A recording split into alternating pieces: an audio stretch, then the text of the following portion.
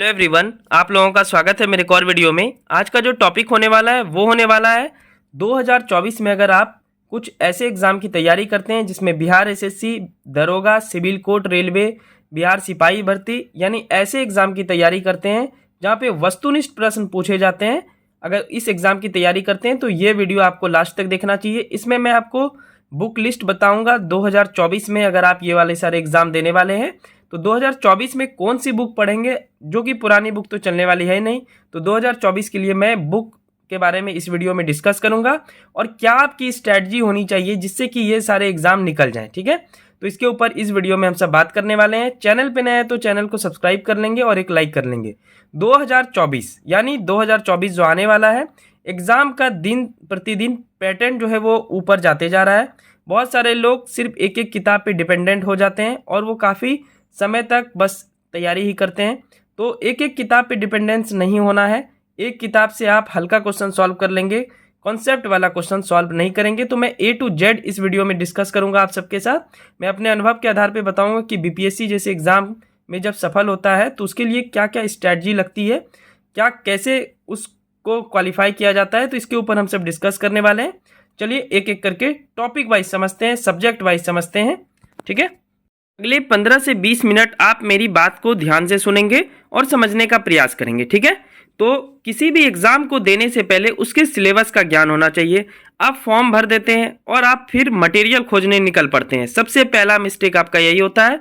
Form अगर आप Bihar SSC का भर रहे हैं तो बिहार एसएससी का मटेरियल ना खोज करके आप बीपीएससी का मटेरियल खोज लेते हैं और बीपीएससी का मटेरियल पढ़ करके आप बिहार एसएससी को क्वालिफाई नहीं कर सकते हैं। सिंपल सा बात है, क्योंकि वहाँ पे कॉन्सेप्ट वाला क्वेश्चन आएगा, बिहार एसएससी में फैक्ट बेस्ड क्वेश्चन आएगा। तो पहला गलती यही करते हैं कि फॉर्म के बाद आपको सिलेबस देखना चाहिए। आप सिलेबस नहीं देख करके आप प्रैक्टिस सेट बुक खरीदने चले जाते हैं।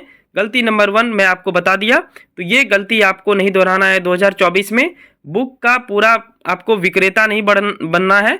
विक्रेता मतलब होता है कि बहुत सारे बुक खरीद के अल्प ज्ञान होना। ठीक है, तो किसी भी एग्जाम को देने से पहले उसका सिलेबस ऑफिशियल साइट पे रहता है, आप जाकर देखें कि पूछने क्या वाला है।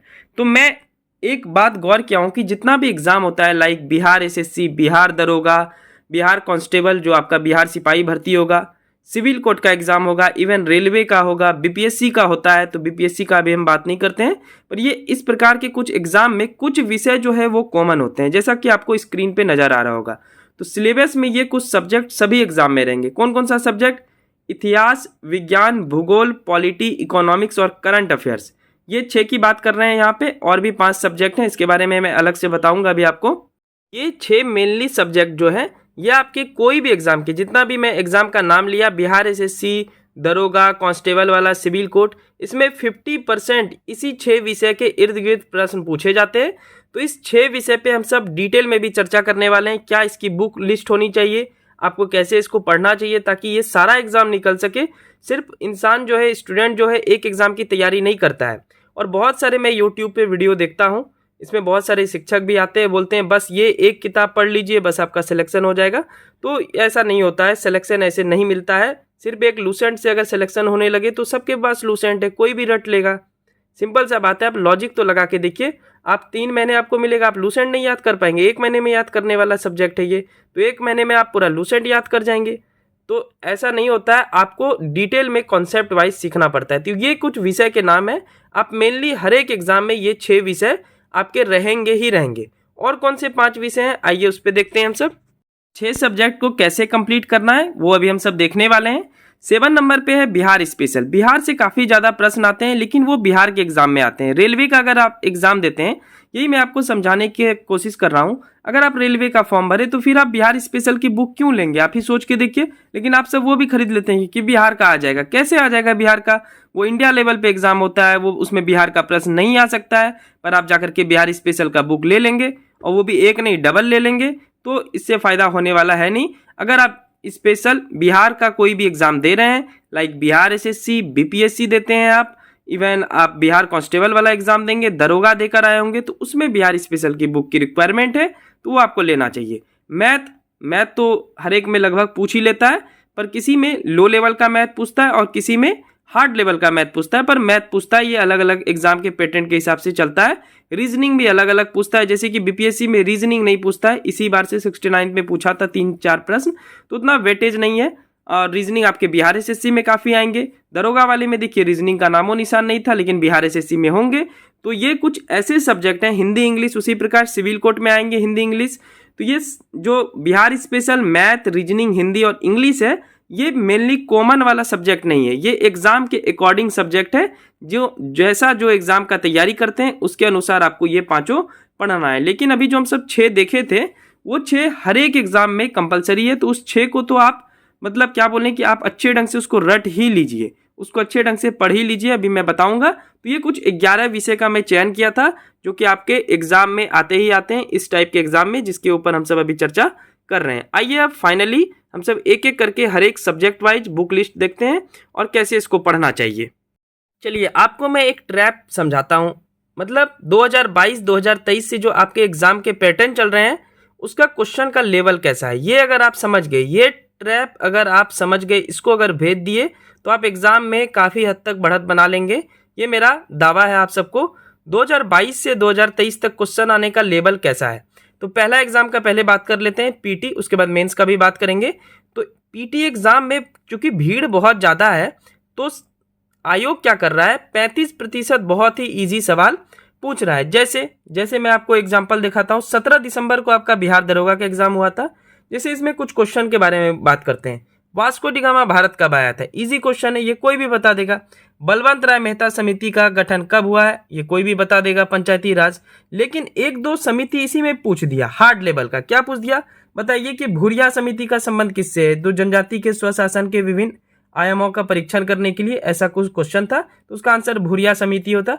आप भूरिया समिति सुने नहीं होंगे बहुत सारे विद्यार्थी, आप बलवंत राय मेहता समिति सुने होंगे। तो आप जैसे ही देखे बलवंत राय मेहता समिति, तो आप में एक हार्मोन जागृत हो गया कि हाँ ये इजी क्वेश्चन है, बहुत ही इजी पूछा है बिहार दरोगा का क्वेश्चन।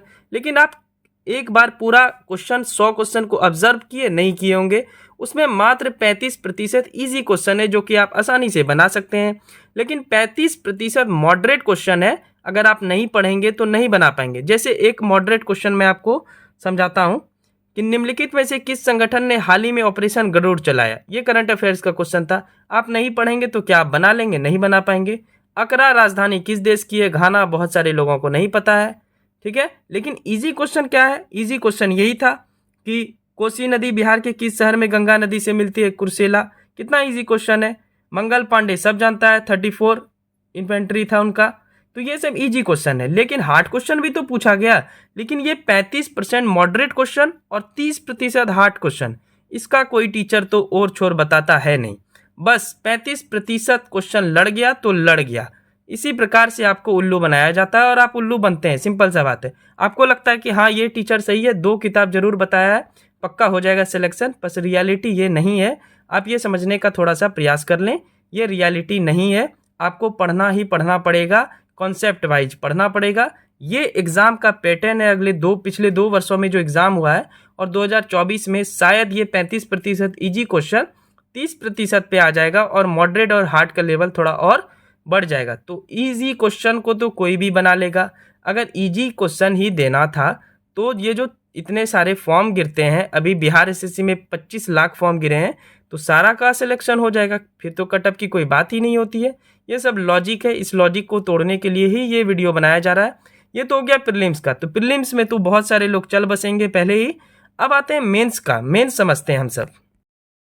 जब प्रीलिम्स से बहुत सारे स्टूडेंट निकलेंगे तो वो मेंस में आएंगे, ठीक है। यानी क्वालिफाई करके कौन दूसरा एग्जाम में आएंगे, जिसको बोलेंगे मेंस। मेंस में क्या होता है कि मेंस में 30% तो इजी क्वेश्चन आएगा, ठीक है।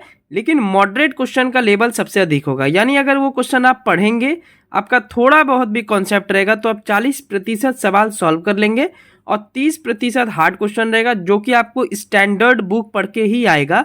अभी बुक लिस्ट के ऊपर हम सब चर्चा करेंगे एक एक करके। तो ये कुछ एग्जाम का पैटर्न है। अगर इस ट्रैप को आप समझ गए होंगे, तो आप मेनली बहुत हद तक काम कर लेंगे, और 2024 में आप 1 साल काटने से बच जाएंगे, ठीक है। तो 30% इजी क्वेश्चन के चक्कर में ना रहें। आप 40% मॉडरेट, जो कि अर्ध कठिन है, ठीक है, यानी आप पढ़ेंगे तो उसको बना लेंगे।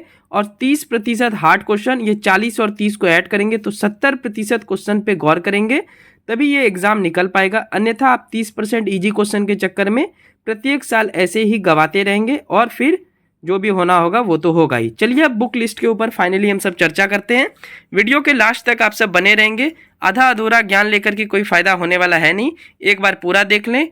आई थिंक आप बहुत कुछ समझ लेंगे इस वीडियो में, और मैं अपनी सच्चाई के साथ बोलता हूँ, अपने अनुभव के आधार पर बोल रहा हूँ आप सबको। आई होप कि इतनी बात आप सबको समझ में आ गई होगी।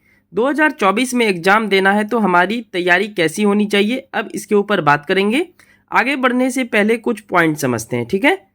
इन सभी एग्जाम में, जैसा कि एग्जाम की बात की, बिहार एसएससी, दरोगा, Bihar constable, civil court, railway, इन सब में आपको अगर जीव विज्ञान से क्वेश्चन आएगा तो डॉक्टरी का क्वेश्चन नहीं आएगा, ठीक है। आपको ऑपरेशन थिएटर में ऑपरेशन करने नहीं बुलाया जाएगा।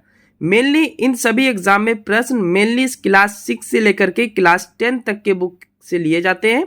ये बात आई थिंक आप सबको समझ में आ गया होगा।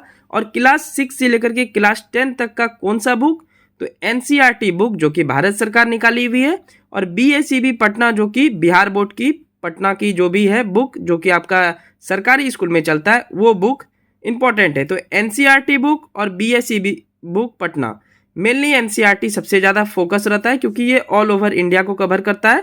तो एनसीईआरटी बुक सबसे ज़्यादा महत्वपूर्ण है क्योंकि एनसीईआरटी बुक क्लास 6 से लेकर के क्लास 12 तक, क्लास 10 तक अवेलेबल रहता है। आपको अगर सिंपल सा बात है, साइंस से क्वेश्चन आएगा तो क्या आपको पीएचडी जो साइंस में कर रहा है वैसा प्रश्न पूछेगा? नहीं ना पूछेगा, सिंपल सा लॉजिक है। तो क्लास 6 से लेकर के क्लास 10 तक के लिए सबसे अच्छा अगर थ्योरी पेपर कोई बुक है वो है एनसीईआरटी बुक। तो पहला पॉइंट तो पहला बुक लिस्ट में हो गया, आप अपने पढ़ाई में शामिल करेंगे एनसीईआरटी बुक। अगर एनसीईआरटी बुक नहीं पढ़ रहे हैं तो बीएसईबी पटना जो कि लोकल किसी भी बच्चे से आप थोड़े थोड़े एक एक घंटे के लिए मांग लेंगे अपने गांव में या शहर में, तो आप उससे पढ़ सकते हैं। काफ़ी हद तक नॉलेज इन्हेंस हो जाएगा आपका। कौन से एनसीईआरटी की बुक आपको पढ़ लेनी चाहिए, तो भूगोल क्लास 6 से लेकर के 12 तक, ये इंपॉर्टेंट है और ये हिंदी और इंग्लिश दोनों में अवेलेबल है। एक बार आप 500 रुपीज़ लगाइए और एनसीईआरटी एक एक करके पढ़िए, या एक एक करके भी आप ला सकते हैं। 6 का लाए उसको पढ़े, 7 का लाए उसको पढ़े, ये भी अच्छा चीज़ है। विज्ञान आपको क्लास 6 से लेकर के क्लास 10 तक पढ़ना है। ये अगर कंप्लीट कर लिए भूगोल और विज्ञान तो आपका 90% मैं बोल रहा हूँ, 90% आपका क्वेश्चन इसी दो किताब से होगा, भूगोल और विज्ञान का। इतिहास में आपको ओल्ड एनसीईआरटी क्लास 11th और 12 की पढ़नी है, मिल जाएगा, बहुत ही सस्ता बुक मिलता है। पॉलिटी एनसीईआरटी क्लास 11th की बुक आती है, वो आपको पढ़ना है। और नोट जो है इसको आप ध्यानपूर्वक समझें। डेली अपने पढ़ाई में 1 घंटा एनसीईआरटी पढ़ें।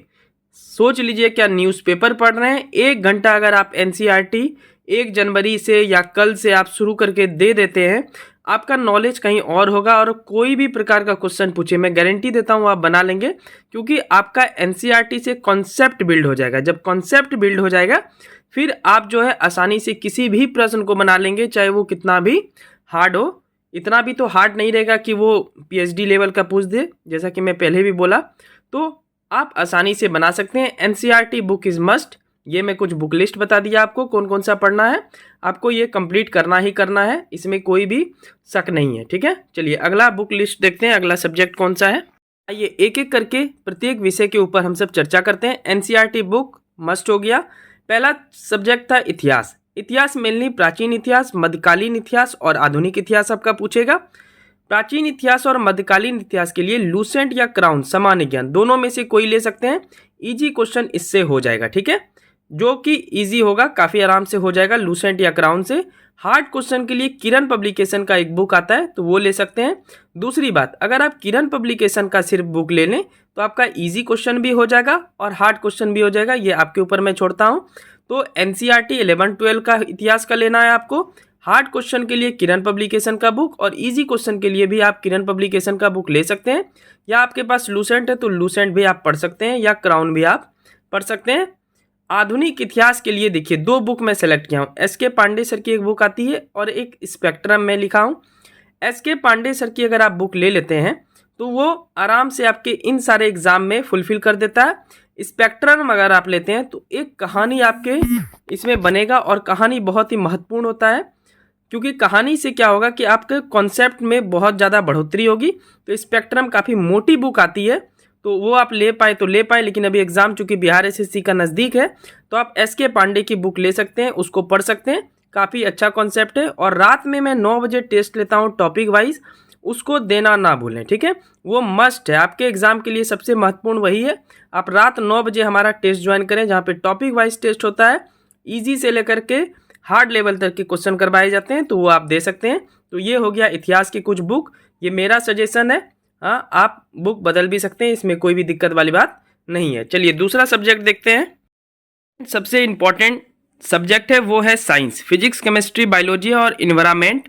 तो एनसीईआरटी क्लास 6 से लेकर के 10 तक काफ़ी है, मैं गारंटी के साथ बोल सकता हूँ, क्योंकि सारे विज्ञान के प्रश्न उसी 4 क्लास के बुक से आते हैं। क्लास 6, 7, 8, 9 और 10, 5 क्लास हो गए। तो 6 से लेकर के 10 तक इसी से पूछा जाता है, लेकिन अपनी आत्मसंतुष्टि के लिए बहुत विद्यार्थी के मन में रहता है। तो लूसेंट साइंस आप पढ़ सकते हैं, ग्रीन कलर की आती है। लूसेंट समान विज्ञान, वो फैक्ट के लिए आप पढ़ सकते हैं, लेकिन कॉन्सेप्ट आपका एनसीईआरटी से ही बिल्ड होगा। और जो एनसीईआरटी क्लास 6 से लेकर के क्लास 10 तक है, उसका मैं प्रश्न उत्तर फॉर्म में एक सीरीज शुरू किया हूँ, जिसका नाम है एनसीईआरटी आधारित साइंस प्रश्न और उत्तर, जिसका ऑलरेडी 32 वीडियो अपलोड किया जा चुका है हमारे चैनल पे। जाकर एक एक वीडियो को छान निकालें, उसको अच्छे ढंग से देख लें। आपको मज़ा नहीं आ गया फिर आप बोलेंगे, ठीक है। तो हमारे वीडियो से एनसीईआरटी साइंस देखेंगे। ये एनसीईआरटी साइंस के प्रश्न जो तैयार किए जाते हैं, ये ऊपर जो एनसीईआरटी क्लास 6 से लेकर के क्लास 10 तक है, इसी से प्रश्न तैयार किए जाते हैं। एक शॉर्ट नोट्स के रूप में ये आपको प्रोवाइड की जाती है, ताकि आप इसको आसानी से पढ़ के आप एग्जाम में टैकल कर सके। तो ये विज्ञान की कुछ बुक लिस्ट है। NCERT is sufficient for science. और अभी इतिहास कर लिए, विज्ञान कर लिए, तीसरा सब्जेक्ट देखते हैं। तीसरा अति महत्वपूर्ण विषय है, वो है भूगोल यानी ज्योग्राफी। तो ज्योग्राफी के लिए एनसीईआरटी क्लास 6 से लेकर के 12 तक अगर आप पढ़ लिए तो आपको कोई भी चीज़ पढ़ने की आवश्यकता नहीं है, आसानी से हर एक क्वेश्चन आप बना लेंगे। हमारे वीडियो से एनसीईआरटी भूगोल आप देखेंगे क्लास 6 से लेकर के क्लास 12 शॉर्ट नोट्स, यानी जैसे मैं थ्योरी पेपर में आपको प्रश्न उत्तर फॉर्म में साइंस पढ़ा रहा हूँ, उसी प्रकार से भूगोल भी पढ़ाऊंगा क्लास 6 से लेकर के क्लास 12 तक। और ये चैप्टर वाइज आपको शॉर्ट नोट्स प्रोवाइड किया जाएगा। एक वीडियो में अपलोड किया हूँ क्लास 6 के पहले चैप्टर का, आप जाकर उसको देख लें। और जो भी फैक्चुअल क्वेश्चन है, कॉन्सेप्ट वाला क्वेश्चन तो एनसीईआरटी से हो जाएगा। फैक्चुअल क्वेश्चन के लिए आप लूसेंट पढ़ सकते हैं, लूसेंट का समान विज्ञान जो होता है। और रात 9 बजे टॉपिक वाइज टेस्ट होगा, भूगोल का भी टॉपिक वाइज टेस्ट होगा। मैं रात में टेस्ट लूँगा तो सुबह आपको इन्फॉर्म कर दूंगा कि इस वाले टॉपिक का आज टेस्ट होने वाला है, कम्युनिटी में आप जाकर देख लेंगे। तो 9 बजे वाला टेस्ट देना ना भूलें। इसमें टॉपिक वाइज टेस्ट शुरू किया गया है, तो टॉपिक वाइज टेस्ट जो है वो आपका लिया जाएगा। अभी चूंकि क्लास 10 का एग्जाम आने वाला है, तो क्लास 10 के बुक से ज़्यादा आपको प्रश्न मैं करवाऊंगा, ताकि एक तो क्लास 10 के बच्चे भी देखते हैं हमारे वीडियो को, तो वो भी देख लेंगे। और चूंकि क्लास 10 से सबसे ज़्यादा प्रश्न आपके एग्जाम में पूछे जाते हैं, तो आपकी भी तैयारी हो जाएगी। तो 9 बजे वाला टॉपिक वाइज टेस्ट देंगे आप सब, इसमें आपका फैक्चुअल क्वेश्चन सारा बन जाएगा। और ज्योग्राफी के लिए बुक लिस्ट एनसीईआरटी क्लास 6 से 12 तक काफ़ी है, और पढ़ना चाहते हैं तो लूसेंट समान विज्ञान पढ़ लें, और मैं शॉर्ट नोट्स ऑलरेडी प्रोवाइड कर ही दूंगा। चलिए चौथे सब्जेक्ट को देखते हैं। चौथा सब्जेक्ट है पॉलिटी, जिसको राजव्यवस्था बोलते हैं या संविधान बोलते हैं। तो एनसीईआरटी क्लास 11 की एक बुक आती है, वो आपको पढ़ लेनी चाहिए। लेकिन पॉलिटी के लिए सबसे अच्छी बुक है वो है लक्ष्मीकांत की बुक, ठीक है। थोड़ी मोटी आती है, एक्सपेंसिव भी हो सकती है, पर लक्ष्मीकांत की अगर आप बुक पढ़ लिए तो फिर आप पॉलिटी में ये जितने भी एग्जाम मैं अभी बात कर रहा हूँ बीपीएससी तक हैंडल कर लेंगे, कोई भी दिक्कत नहीं होगा। और जो भी फैक्चुअल क्वेश्चन है वो रात 9 बजे वाले टेस्ट में सारा कर लेंगे हम सब, जिसमें टॉपिक वाइज टेस्ट होगा आपका। और उस दिन जितना भी इजी से लेकर के हार्ड लेवल का क्वेश्चन हम सब करेंगे, ठीक है। तो ये पॉलिटी का कुछ बुक हो गया। ये सारे बुक अगर आप फॉलो कर रहे हैं और करेंगे तो आपका एग्जाम 2024 में निकलेगा ही निकलेगा, लेकिन सही स्ट्रैटेजी के साथ। चलिए 5वां सब्जेक्ट देखते हैं। हाल ही के पिछले कुछ वर्षों में 2022-2023 में इकोनॉमिक्स से प्रश्न की संख्या बढ़ी है। तो इकोनॉमिक्स बहुत ही इंपॉर्टेंट सब्जेक्ट हो चुका है। तो हमारे वीडियो एनसीईआरटी इकोनॉमिक्स को देख लें। मैं आपकी जानकारी के लिए बता दूं, 2 क्वेश्चन आया था आपका बिहार दरोगा में अंतर्राष्ट्रीय संगठन से। मैं अभी तक एक टॉपिक एनसीईआरटी इकोनॉमिक्स का कंप्लीट करवाया हूं, जिसका टोटल 14 वीडियो है। अंतर्राष्ट्रीय संगठन से जैसा भी क्वेश्चन पूछे वो हमारे वीडियो से आएगा। तो एनसीईआरटी इकोनॉमिक्स का प्लेलिस्ट बना होगा, आप जाकर देख लें। अभी दूसरा चैप्टर चल रहा है जिसमें राष्ट्रीय संगठन पे डिस्कशन कर रहे हैं हम सब। और लेकिन आत्मसंतुष्टि के लिए क्राउन सामान्य ज्ञान ले लें, लेकिन क्राउन आपको समझ में आने वाला है नहीं, क्योंकि इकोनॉमिक्स जो है वो कॉमर्स का सब्जेक्ट है और मैं कॉमर्स पढ़ा हुआ हूँ, तो मैं कॉन्सेप्ट वाइज आपको अच्छे ढंग से समझा दूंगा। राष्ट्रीय आय वगैरह क्या होता है, कृषि का क्षेत्र कैसे काम करता है, कृषि के कितने क्षेत्र हैं, अमेरिका में पूंजीवादी अर्थव्यवस्था क्यों बनाया गया, भारत में मिश्रित अर्थव्यवस्था क्यों आया, परचेज करते हैं, आयात शुल्क, निर्यात शुल्क, हर एक कुछ हम सब पढ़ेंगे। अभी फिलहाल एक टॉपिक कंप्लीट हुआ है, अंतर्राष्ट्रीय संगठन, जिससे 2 क्वेश्चन आपके एग्जाम में आए थे। दोनों क्वेश्चन हमारे वीडियो से थे। आप वो कोई भी किताब में भी अवेलेबल हो जाएगा, ऐसा नहीं कि हमारे वीडियो में कुछ यूनिक था, ऐसा कुछ भी नहीं है। पर आप अगर मेरा एनसीईआरटी इकोनॉमिक्स का एक वीडियो अगर आप देख लेंगे तो आपको समझ में आ जाएगा कि क्या क्वालिटी है इस वीडियो की। और रात 9 बजे वाली टेस्ट में हर एक सब्जेक्ट की तरह आपको देना ही देना है, ये डेली होगा रात 9 बजे टेस्ट। 1 जनवरी से मैं सोच रहा हूँ शुरू करने का, पहले भी मैं आप सबको बताया था। चलिए अगला सब्जेक्ट देखते हैं। तो इसके लिए समान विज्ञान, आप समान विज्ञान क्राउन की ले सकते हैं अगर बुक लेना है। बाकी मुझे लगता है कि आपको नहीं लेना चाहिए, एनसीईआरटी इकोनॉमिक्स का मेरा वीडियो देख लेंगे, वो सफिशियंट है आपके एग्जाम के लिए। चलिए 6 नंबर सब्जेक्ट सबसे यूनिक सब्जेक्ट है, जिसको बोलते हैं करंट अफेयर्स। हाल ही के 2 वर्षों में करंट अफेयर्स का जितना प्रश्न बढ़ा है उतना पिछले 5 वर्षों में भी नहीं बढ़ा था। तो करंट अफेयर्स अब बहुत ही ज़्यादा महत्वपूर्ण हो गया है, वो भी 1 लाइनर अब किसी भी एग्जाम में नहीं पूछ रहा है। आपको थोड़ा सा नॉलेज इन्हेंस करना पड़ेगा करंट अफेयर्स का। तो मैं 2-3 बात आपको समझा देता हूँ करंट अफेयर्स के लिए। एक बुक या एक मैगजीन आपको लेना ही लेना चाहिए मंथली, जिसका नाम है प्रतियोगिता दर्पण। ये आप जरूर खरीदें अगर आप इन सारे एग्जाम की तैयारी करते हैं। प्रतियोगिता दर्पण इज मस्ट। बीपीएससी के लिए मैं अलग मैगजीन बताऊंगा आपको, पर इन सब एग्जाम के लिए प्रतियोगिता दर्पण प्रत्येक मंथ में आता है, आपको लेना ही लेना चाहिए। एक फैक्ट बुक कोई भी, जैसे एडिटोरिया पब्लिश करती है, आप जानते ही होंगे, तो एडिटोरिया का ले सकते हैं। स्पीडी प्रत्येक मंथ आती है तो स्पीडी ले सकते हैं, दोनों में से कोई एक, ठीक है। ये 2 बुक हो गया। डेली मैं 20 करंट अफेयर्स टेस्ट लेता हूँ डेली। आपको पता है इधर से ही शुरुआत की गई है, अभी तक 7 सेट अपलोड किए गए हैं। ये करंट अफेयर्स आपके बिहार एसएससी के एग्जाम के लिए बहुत ही महत्वपूर्ण होंगे। तो डेली 20 करंट अफेयर टेस्ट होगा।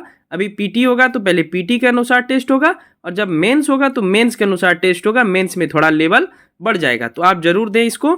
1 जनवरी 2024 से डिटेल करंट अफेयर शुरू की जाएगी, जो कि महीने में सिर्फ 4 वीडियो इसका आएगा, ठीक है। यानी ये वीकली करंट अफेयर्स होगा।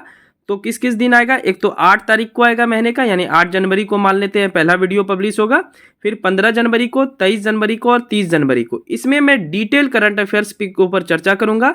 अगर आपको डीप नॉलेज हासिल करना है करंट अफेयर्स में तो ये वाला सीरीज आप देखेंगे, जिसका पहला वीडियो 8 जनवरी को आने वाला है, तो आप जरूर देखेंगे, ठीक है। इसमें मेनली मैं 70 बीपीएससी के लिए कवर करूंगा, पर बिहार एसएससी वाले सब आप सब भी दे सकते हैं, क्योंकि आप सब भी देंगे आगे चल के, मुझे पता है एग्जाम बीपीएससी का। तो आपके लिए बहुत ही अच्छा ये हो जाएगा कि आप डिटेल करंट अफेयर्स अभी से अध्ययन करना शुरू कर देंगे। तो ये 2 वीडियो हमारा देखेंगे, तो मंथली ये 4 वीडियो आएगा, आप जरूर इसको पसंद करेंगे। आप देखेंगे 8 जनवरी को पहला वीडियो मैं पब्लिश करूंगा। और रात 9 बजे एक दिन टेस्ट रखा हूँ करंट अफेयर्स का 50 क्वेश्चन का, वो मंडे को होगा। तो 1 जनवरी को ही मंडे पड़ता है, उसी दिन आपका 50 क्वेश्चन का करंट अफेयर्स का टेस्ट होगा। और रीड एनी न्यूज़पेपर, हिंदी में आप एग्जाम की तैयारी करते हैं हिंदी में पढ़ लीजिए। दैनिक जागरण, हिंदुस्तान, कोई भी आप पढ़ सकते हैं। अगर नहीं भी पढ़ पाएंगे, क्योंकि मैं इसलिए पढ़ने बोल देता हूँ क्योंकि उससे बहुत ज़्यादा कॉन्सेप्ट बिल्ड होता है, तो मुश्किल से 15-20 मिनट लगेगा। आप इंपॉर्टेंट सब एडिटोरियल पढ़ लें, क्या क्या न्यूज़ है एक बार अपडेट कर लें। अगर आपसे उसका ऑब्जेक्टिव छूट भी जाएगा तो मैं सारे पेपर का पढ़ करके जो वीकली करंट अफेयर्स में जारी कर रहा हूं उसमें मैं ऐड कर दूंगा, ठीक है। तो आपको घबराने वाली बात नहीं है, पर आप अपने से पढ़ सके तो जरूर पढ़ें। बहुत ही पेपर पढ़ना एक बहुत ही इंपॉर्टेंट बात हो जाता है करंट अफेयर्स के अनुसार। तो ये है कुछ करंट अफेयर्स की स्ट्रेटजी। तो ये 6 सब्जेक्ट मेनली आपके इन सारे एग्जाम में काम देने वाला है। बिहार एसएससी, बिहार दरोगा, रेलवेज, उसके बाद सिविल कोर्ट, दरोगा हो ही गया आपका, कांस्टेबल वाला हो गया, और जैसे ऐसे ही बहुत सारे आते हैं एग्जाम जिसमें वस्तुनिष्ठ प्रश्न पूछा जाते हैं। तो ये 6 जो सब्जेक्ट हैं ये सबसे इंपॉर्टेंट है। अब आते हैं बारी बारी से, कुछ और भी सब्जेक्ट बचे हुए हैं, उसको कहाँ से करेंगे हम सब। 7वां सब्जेक्ट है, उसका नाम है आपका बिहार स्पेशल। तो ये बिहार स्पेशल का मतलब है बिहार में जो एग्जाम होगा उसके लिए ये बुक आती है। जैसे आप रेलवे के एस्पिरेंट और बिहार का कोई एग्जाम नहीं देते हैं तो आपको ये बुक खरीदने की कोई आवश्यकता नहीं, क्योंकि रेलवे के एग्जाम में बिहार का थोड़ी पूछेगा, सिंपल सा लॉजिक है। तो बिहार की अगर आप तैयारी करते हैं, जैसे कांस्टेबल का तैयारी करते हैं, आप दरोगा का तैयारी करते हैं, बीपीएससी का तैयारी करते हैं, एसएससी का तैयारी करते हैं, तो आपको कोई भी 2 बुक में से एक ले लेना है। क्राउन सामान्य ज्ञान आता है एक बिहार का, और लुसेंट सामान्य ज्ञान आता है बिहार का। दोनों में से कोई एक ले सकते हैं।